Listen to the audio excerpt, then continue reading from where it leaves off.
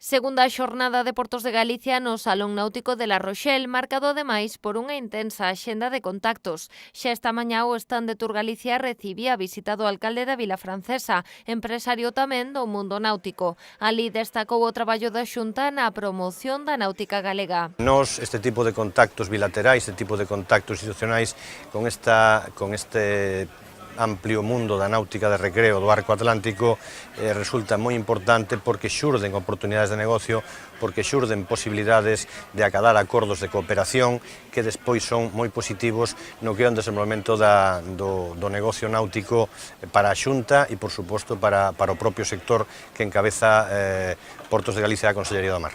Ademais da visita do rexedor francés, o presidente de Portos de Galicia mantivo un encontro con representantes do sector náutico marroquí, un mercado emerxente no que tamén hai presenza galega. Tivemos a oportunidade de falar con eles de todo o que ten que ver coa náutica dese país, coñecendo instalacións, nos explicaron os proxectos que teñen.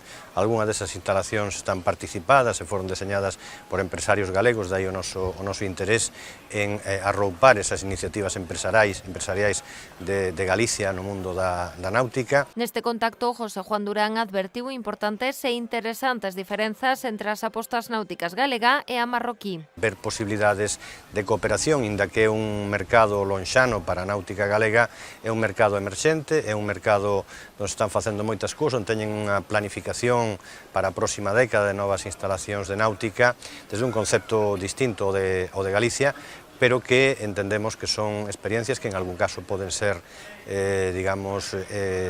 trasladables ou, polo menos, do punto de vista do coñecimento destos novos mercados. Mañá continuará a axenda de Portos de Galicia en La Rochelle con novas visitas a stands de diferentes partes do mundo e encontros con operadores para seguir coñecendo os diferentes camiños que está a tomar a náutica.